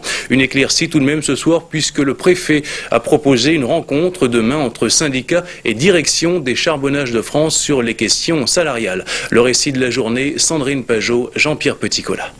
Réunion d'urgence à la sous-préfecture de Boulay. En fin d'après-midi, le préfet de région, Roger Ben-Mebarek, après avoir lancé un appel au calme, a des propositions concrètes à faire aux représentants de l'intersyndicale. J'ai proposé demain une réunion à la préfecture de la région, Moselle, de Lorraine, préfecture de la Moselle, une réunion avec les Charbonnages de France. Et dans ces conditions, je serai l'arbitre. Au cours de cette réunion, il sera question notamment des salaires, l'une des revendications des mineurs. D'autre part, le préfet a annoncé une enveloppe de 20 millions de francs pour concrétiser un plan social de reconversion du bassin minier proposé fin novembre. À la sortie de la réunion, l'intersyndicale reconnaît qu'il y a là une avancée. Pour nous, c'est effectivement une avancée, mais c'est loin d'être quelque chose d'acquis. C'est sur les propositions qui seront faites demain par CDF que les mineurs jugeront s'il faut continuer l'action lundi ou non. Notre première pensée, elle va en direction des blessés, nombreux, trop nombreux, de ces 2 derniers jours. Et nous, on regrette vivement, parce qu'il y a eu beaucoup trop de temps de perdu, qu'on n'ait pas pu engager des discussions et des négociations bien avant, parce qu'on estime encore aujourd'hui que c'était tout à fait possible. 28 blessés parmi les manifestants et un gendarme mobile touché, c'est le bilan de cette journée d'affrontement. Vers 8 h ce matin, des mineurs masqués et armés de manches de pioche ont jeté pierres et objets enflammés aux forces de l'ordre qui ont répliqué par des grenades assourdissantes et lacrymogènes. Les affrontements n'ont cessé qu'en début d'après-midi après une charge de gendarmes mobiles pour évacuer leurs blessés. Pendant ce temps, la centrale thermique de Carlin était investie par un groupe de mineurs. Une partie de la production est arrêtée. Ce soir, après 2 jours de violence, le calme. Auseinandersetzungen zwischen streikenden Bergleuten und der Polizei. Gegen 8 Uhr heute früh eskalierte die Situation vor der Bergwerksdirektion. Rund 2000 Bergleute lieferten sich mit mehreren Hundertschaften Polizei einen offenen Schlagabtausch. Die Demonstranten waren mit Holzknüppeln und Eisenstangen bewaffnet. Die mobile Eingreiftruppe setzte Tränengas und Wasserwerfer ein. Wir haben den schlimmsten Tag erlebt, den es im Kohlebecken je gab. Niemals gab es so viele Verletzte, so ein Gewerkschaftssprecher. Die vorläufige Bilanz: allein heute wurden mindestens 15 Menschen zum Teil schwer verletzt. Die Bergleute fordern mehr Lohn und eine Absicherung ihrer Sozialleistungen.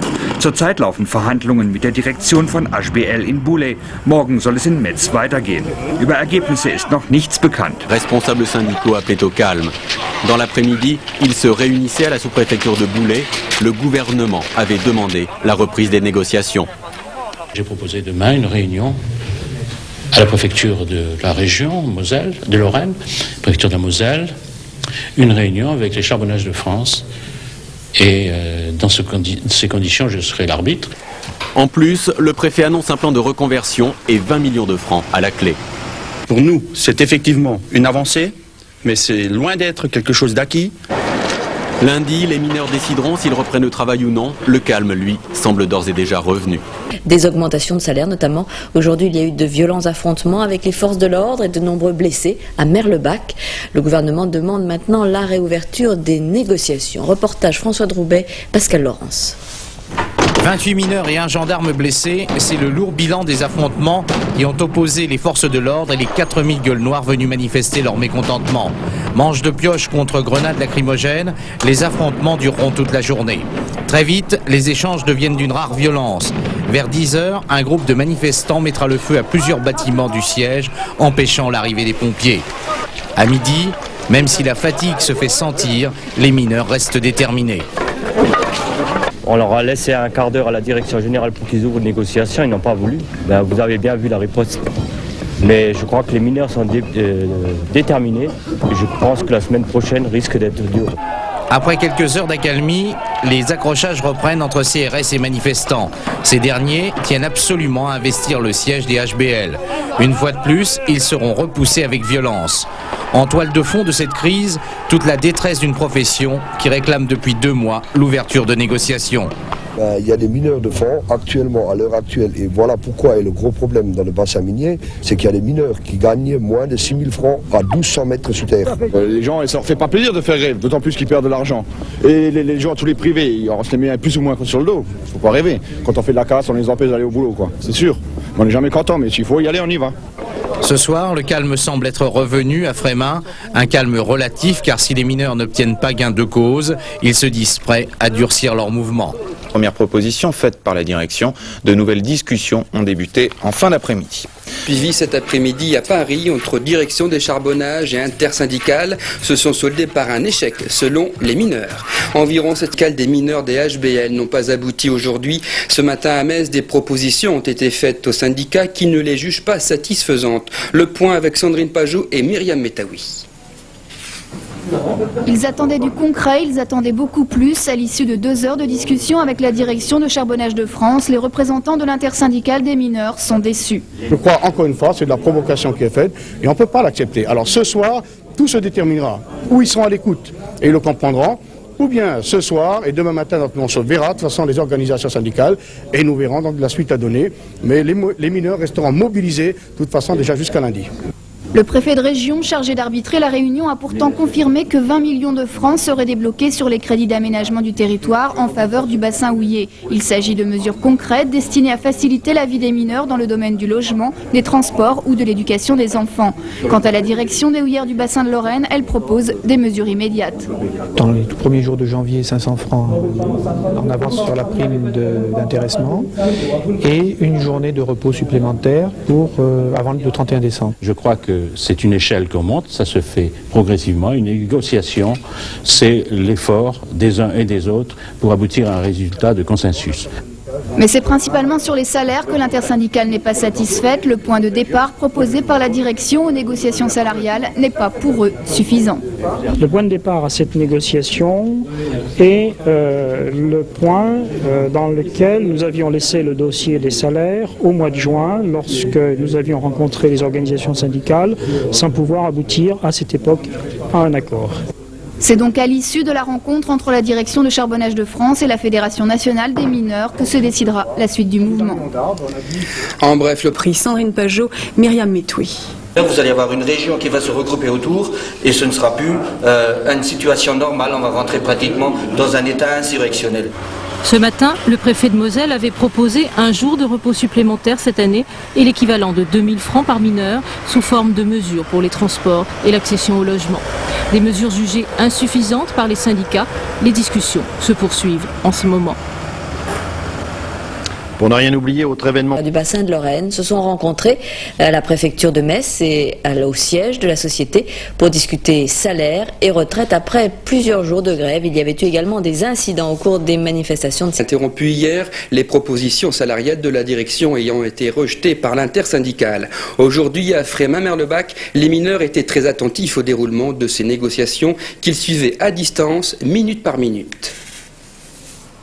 Certaines fument, d'autres pas. La salle des commandes de la centrale thermique de Carlin est toujours occupée par une quinzaine de mineurs en grève. Signe qu'à Paris, si les négociations ont repris cet après-midi, elles n'ont pour l'instant pas abouti. Pour les syndicats, des avancées sont à noter sur les salaires, mais d'autres revendications restent en revanche au point mort.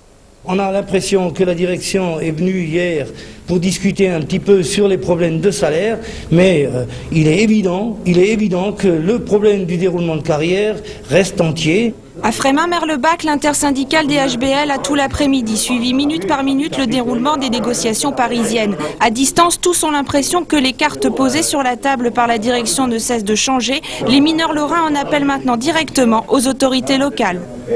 Je réitère ma proposition d'hier, que le préfet de région, s'il veut réellement arbitrer le débat actuel entre les organisations syndicales et Charbonnage, qu'il fasse le nécessaire. Nous, on est prêts, on l'a démontré depuis hier matin, on a participé à un certain nombre de réunions et on est prêt à participer encore à d'autres réunions. Il est sûr que si demain matin, il n'y a pas de réponse sur le cahier de revendication, il est sûr que les mineurs ne resteront pas les bras croisés. Pour déterminer les actions éventuelles à mener demain, l'intersyndicale a prévu de se revoir dans la soirée. À 18 h à Paris, les négociations entre la direction des Charbonnages de France et les syndicats de mineurs. La nuit dernière, entre syndicats et direction, les mineurs lorrains ont repris le travail dans 3 des 4 puits du bassin. Les grévistes ont également évacué la centrale électrique de Carlin. Mais s'il n'y a plus de violence, les esprits ne sont pas pour autant apaisés. Il est 6 h, ici au Puy-Vouters, comme à Remaux, comme à Simon, les mineurs ont levé la main. Sur les conseils appuyés des organisations syndicales, ce matin, ils redescendront au fond. Après 2 jours de violence et des heures de négociations, les syndicats ont estimé qu'il était inutile d'en rajouter. À Vouters, pas ou peu d'opposition. Au Puy-Remaux, en revanche, pas toujours facile de faire passer la pilule. Depuis 20 ans, on n'a jamais réussi à obtenir ce qu'on a obtenu aujourd'hui. Et on en a pris plein la gueule. Je vous dis, il ne faudra pas vous étonner que tous les gens, ils vont vous remettre la carte. Ça, je vous le garantis. Parce que comme c'était parti, il fallait rester sur le point là. Les cheminots, ils y sont. Nous aussi, on y était. Et on est pas Qu'est-ce qu'ils ont obtenu? Ils n'ont rien obtenu pour l'instant. Mais c'est toute la France s'immobilise comme on vient. Quel bordel qu'il y a partout. Et ce qu'on a obtenu, c'est acquis et ça restera. Et on a repris le travail ce matin. Moi, je le reprends dignement et fièrement. Tandis que les mineurs retournaient au charbon, la direction des houillères s'est à nouveau illuminée et les CRS ont plié bagage. La direction notamment a cédé sur 3 points, avec une augmentation rétroactive des salaires de 0,5% au 1er juillet, avec un salaire minimum minier qui passe de 81 000 à 85 000 francs, combiné à diverses primes accordées, chaque mineur recevra avant la fin d'année entre 1 200 et 1 500 francs. Il n'empêche, ce matin, la Houve est le seul puits à avoir reconduit la grève, emmenée par une CGT majoritaire et déterminée à la Houve. Une centaine de mineurs ont d'ailleurs investi le péage de Saint-Avold en milieu de matinée. Il n'y a pas de raison qu'aujourd'hui, excusez-moi du terme, ils aient repris le boulot, la queue entre les jambes. S'ils ont repris le boulot, c'est parce qu'on les a manipulés et trompés. Enfin, un dernier signe du retour au calme aujourd'hui sur les 3 étages de la direction générale des houillères. Les vitres brisées pendant la manifestation de jeudi ont commencé à être remplacées dès le début de la matinée. Saint-de-Lorraine, dès ce matin, l'intersyndicale informait les mineurs des résultats des négociations avec Charbonnage de France. 3 puits sur 4 reprenaient le travail. Seul le puits de la Houve à Creutzwald a poursuivi le mouvement à l'appel de la CGT. Reprise du travail aux houillères du bassin de Lorraine, la majorité du personnel l'a décidé aujourd'hui en assemblée générale. Des assemblées où les syndicats ont expliqué aux mineurs le détail des propositions de la direction, en particulier une augmentation de salaire de 0,5% et une prime de 550 francs pour 95. Le salaire minimum annuel passe de 81 à 85 000 francs, sans compter que les négociations vont se poursuivre sur les déroulements de carrière. Nous restons d'ailleurs très vigilants sur le déroulement futur des négociations concernant les déroulements de carrière.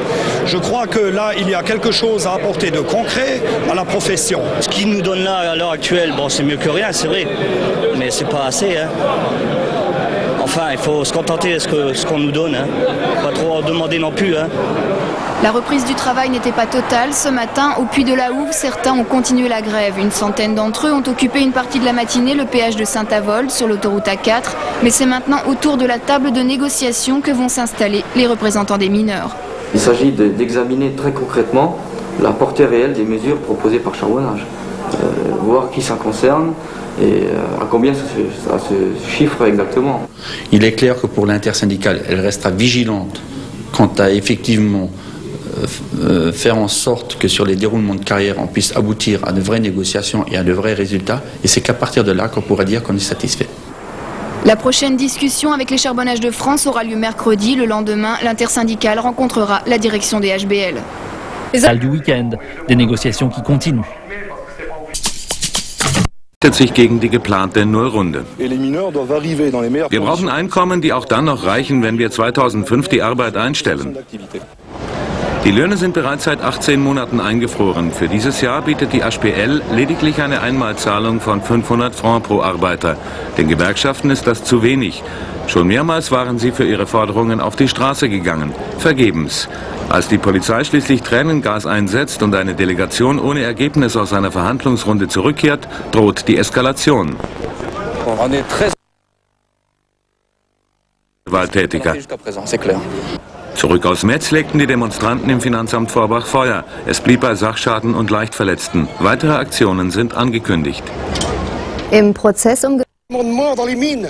Ils achètent du charbon là-bas et nous font crever ici. Revendication salariale, fin de l'activité minière annoncée pour 2005. Dans ce mouvement, colère et ressentiment sont étroitement mêlés. Plus tard, les mineurs se rendent à Forbach, capitale du charbon lorrain. D'importantes forces de police repoussent alors les manifestants. Une centaine d'entre eux s'en prennent alors à l'hôtel des impôts, qui est mis à sac et incendié. Ce soir, le calme est revenu à Metz et Forbach, mais les mineurs de Lorraine ont promis de nouvelles actions avant la fin de la semaine, si les négociations ne reprennent pas avec la direction. Et puis toujours... juge insuffisante une prime de 500 francs de fin d'année présentée par la direction des Charbonnages de France. Commentaire Yann Fronti avec Jérôme Soulard et Patrick Schumacher. Ce matin, la manifestation a tourné au conflit ouvert. Aux pneus brûlés et aux voitures incendiées ont répondu les tirs de gaz lacrymogène des forces de l'ordre. Très remontés, les mineurs réclament une hausse de salaire. Dans la matinée, une délégation a été reçue à la préfecture, mais cette rencontre n'a rien donné. Cette réunion a été un piège pour les mineurs puisque monsieur le chef de cabinet nous a dit qu'il n'avait absolument rien à proposer aux mineurs de plus que ce que Charbonnage nous a proposé. C'est-à-dire qu'on en reste aux 500 francs de prime uniforme dont personne aujourd'hui ne se satisfait. La direction propose en effet une prime à ses salariés. Eux ne veulent pas en entendre parler, c'est une augmentation de salaire qu'ils réclament car d'ici 5 ans, les mines seront fermées. Se sachant condamnés, les mineurs veulent s'assurer une retraite décente calculée sur le salaire hors prime. Un salaire jugé d'ailleurs beaucoup trop bas, en moyenne 10 000 francs net par mois. Quand on pense qu'au niveau des pouvoirs publics, sans cesse, on n'arrête pas de nous dire que la croissance est de retour, que tout va bien dans ce pays, que tout se porte bien, on ne peut pas concevoir que depuis 18 mois, on n'a pas la moindre augmentation salariale. Résultat, les gestes de colère se sont multipliés. Ce matin, les mineurs ont tenté de bloquer la gare de Metz. Peu après, la tension est encore montée d'un cran quand quelques-uns d'entre eux ont saccagé l'hôtel des impôts de Forbach. Une cible symbolique, les salariés des houillères refusent en effet de voir disparaître l'abattement fiscal de 10% auquel ils ont le droit. Le premier en images, sans homme du jour et sans commentaire.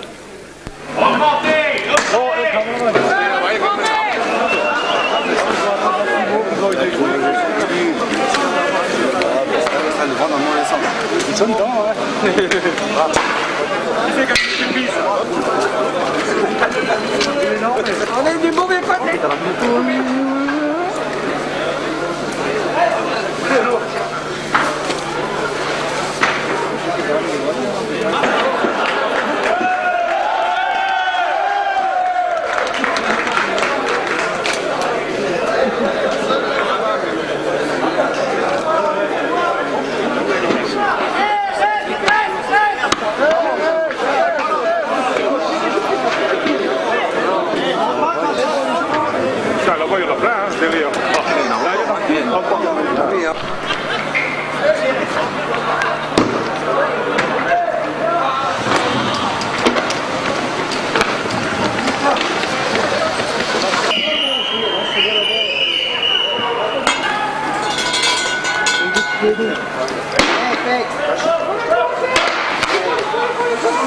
Avec nous, c'est bon là.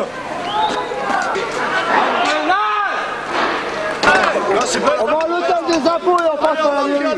Non, on est foutu. Il faudra faire un feu beaucoup plus haut. Et par là-haut.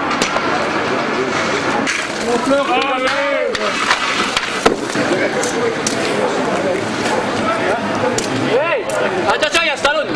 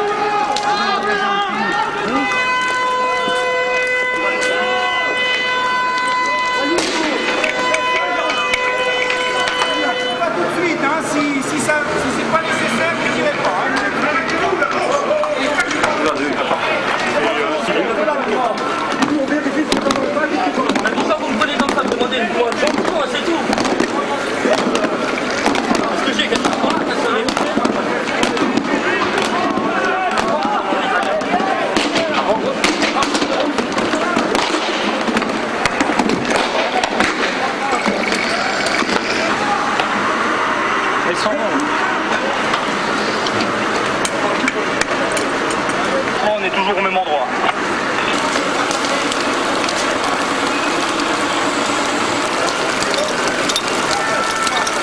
Allez, progrès. Allez, vas-y.